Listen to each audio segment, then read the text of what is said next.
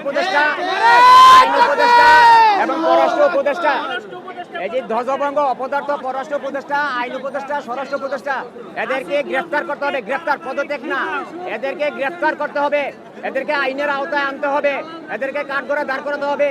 ইউনূস সরকারের প্রতি অনুরোধ, জনগণ আপনাকে ভালোবেসে ক্ষমতা দিয়েছে, আপনি কি রাষ্ট্রকে স্থিতিশীল অবস্থায় আনুন। এই অপদার্থ, এই ভারতীয় দালাল উপদেষ্টাদেরকে আপনি গ্রেফতার করুন, তাদেরকে বহিষ্কার করুন, তাদেরকে আইনের আওতায় আনুন। প্রিয় দেশবাসী, আপনারা জানেন বিপ্লবী মহানায়ককে আমরা হারিয়েছি।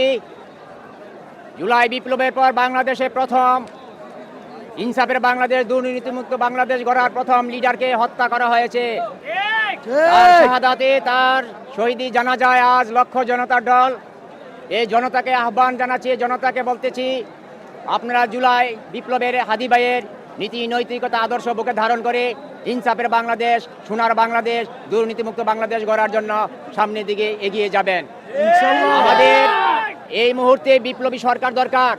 রাষ্ট্রকে স্থিতিশীল করতে, গণতন্ত্র প্রতিষ্ঠা করতে, বিপ্লবকে প্রতিষ্ঠা করতে, বিপ্লবীদেরকে রক্ষা করতে হলে বিপ্লবী সরকার দরকার। আপনারা জানেন সারা বিশ্বের মধ্যে যেখানেই বিপ্লব ঘটেছে সেখানেই বিপ্লব পরবর্তীতে দুইটা কাজ করা হয়েছে। বিপ্লবী সরকার গঠন করা হয়েছে এবং বিপ্লবীদেরকে রক্ষা করার জন্য বিপ্লবী গার্ড বাহিনী গঠন করা হয়েছে।